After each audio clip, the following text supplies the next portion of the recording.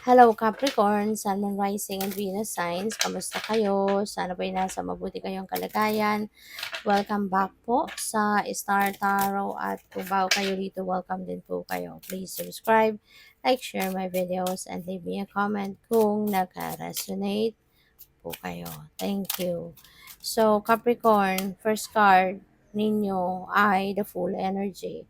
Si the Fool, this is a new beginning, Capricorn. Ano? This is exciting kasi mukhang handa na kayong mag-explore sa ngayon. Handa na kayong maging matapang. Handa na kayong sumubok ng mga bagong bagay, sitwasyon na, alam mo yun, as in totally adventure para sa'yo kasi you've never done this before. Diba?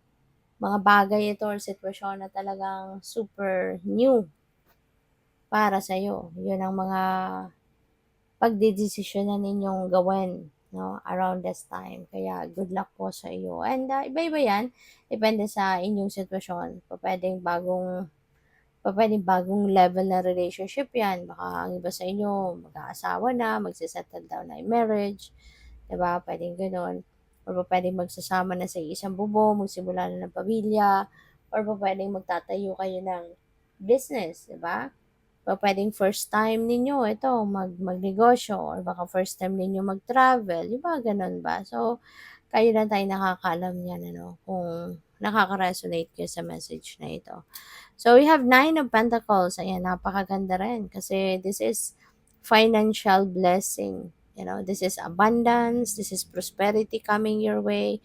Maraming pera ang pwedeng dadating. Maraming pera ang pwedeng, dadating na kasi this could be your financial reward sa efforts, na ginawa mo all this time. So, yun, pwedeng magkakaroon ka na dito ng financial comfort, financial freedom.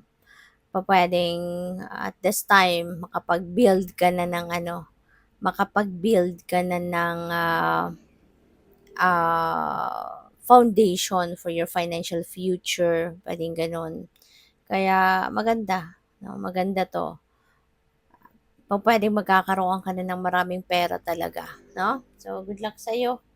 And, the lovers, puwedeng related 'yan dito sa the Fool energy, 'di ba? Possible na ang iba talaga sa inyo rito is, tawag dito, maaaring ang iba sa inyo rito is definitely going to enter a new romantic relationship. So, pupuwede ngang merong magsisimula dito ng bagong relasyon. Pupuwede ngang magkakaroon dito ang iba sa inyo ng it's either bagong relationship or pupuwedeng leveling up ng commitment sa relationship ang gagawin ng iba sa inyo rito, you know? So, yun, pupuwedeng merong mag-aasawa na sa inyo. There will be developing a strong bond between two people then for some of you, yung ganon. So, good luck. So, tingnan natin kung ano pa ang ganap. And by the way, maraming salamat muna for subscribing. And kung hindi pa po kayo nakakapag-subscribe, subscribe na kayo. And also, maraming salamat din for not skipping the ads. Malaking bagay din yan sa akin. And also, please click the join button sa baba ng video kung gusto ninyo na mag-join sa membership. So, we have the Eagle King. Yan, the big picture and angelic help. Ang ganda, no? Na merong angelic protection, angelic guidance, no? And or any kind of angelic help na dadating. You know? So, yeah. Magkakaroon kayo ng tulong. Makaka-receive kayo ng tulong from your angels. 'Diba? Kung ano man 'yan, pwedeng dito sa pagsisimula ninyo ng bagong chapter sa buhay mo, maaring sa bagay na 'yan kayo matutulungan ng angels ninyo, 'di ba? And also, this is a reminder para sa inyo Capricorn na always look at the big picture, para kung may mga importanteng decision man kayong gagawin, hindi lang kayo magse-settle sa kung ano lang ang maiisip ninyo na related lang sa kung ano lang yung nasa harapan ninyo, ano lang yung nakikita ninyo, 'di ba? So, mas magandang lakihan ninyo yung tingin ninyo sa inyong sitwasyon para mas makita ninyo ng maayos, ng maigi ang all four corners of your situation at makakapag-isip kayo ng mas maganda at sound, no, na decision. Okay? So, what else? We have the Lady of the Gift. Ayan. So, you know what, Capricorn? Ano ko to eh. Proven ko na to na Capricorns are very generous. Napakalaki ng inyong puso.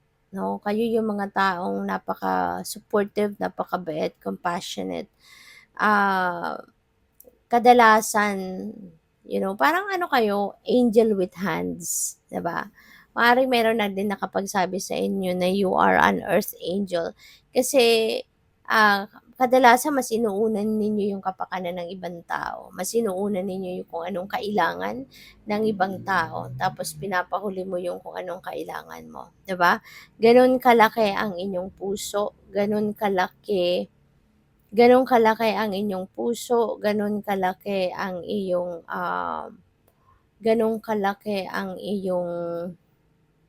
um, concern sa mga mahal mo sa buhay at sa ibang tao, 'di ba? So, tulad ngayon, maaari na may mga tao talagang umaasa sa'yo, may mga taong nakasandal sa'yo, kaya maaaring merong mga tao ditong umaasa sa kung anong ibibigay mo, sa kung ano yung itutulong mo sa kanila. But, on the other hand naman, maganda rin ano, na meron din mga tao dito na are also willing to support you in any way, shape, or form. Kasi po puwede rin na meron kayong, ah, kailangan din sa ngayon at, pupuwedeng yung mga taong tinulungan ninyo in the past, pupuwedeng sila naman ngayon ang tutulong sa'yo. Maaaring sa kung ano man ang kailangan mo sa ngayon, meron din mga tao that are going to be willing to be by your side para damayan ka, para suportahan ka at tulungan ka, 'di ba? So gano'n talaga ang buhay, 'di ba? Give and take lang. So we have the Shadow Queen. Ang iba sa inyo dito, maybe you're feeling insecure. Maaaring nai-insecure kayo pagdating sa pupuwedeng sa relationship, pupuwedeng related din sa pera, 'di ba? Pero tingin ko maaaring ito yung kung 'yan ay sa pera, pupuwedeng dati 'yan ang pakiramdam ninyo. O maaaring pakiramdam ninyo lagi kayong nagkukulang sa pera, parang lagi kayong may scarcity, parang lagi kayong in need, 'di ba? Pero since meron ka ng harvest time sa ngayon, may prosperity ka na, may abundance ka na, 'di ba? So, kung ano man yung pangangailangan mo, maaaring matugunan na 'yan sa ngayon. Kaya po puwede yung insecurity na 'to, will be, fading away na, 'di ba? So, possible din na ang iba sa inyo rito, 'di ba, maybe you are going to o puwedeng related din dito sa pag-aaral.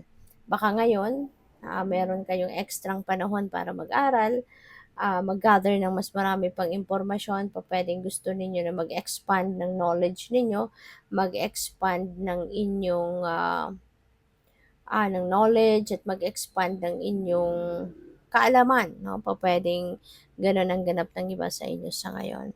Also, Capricorn, maybe ang iba sa inyo dito, pupuwedeng ikaw yung mina-manipulate ng iba. Meron akong napi-pick up dito na baka parang gina-gaslight siguro kayo ng iba. 'No, may gaslighting na nangyayari dito. So, it's all up to you kung papaano mo 'yan ina-navigate na sitwasyon na 'yan, 'di ba? So, good luck. Thank you for watching. Love and light. Namaste.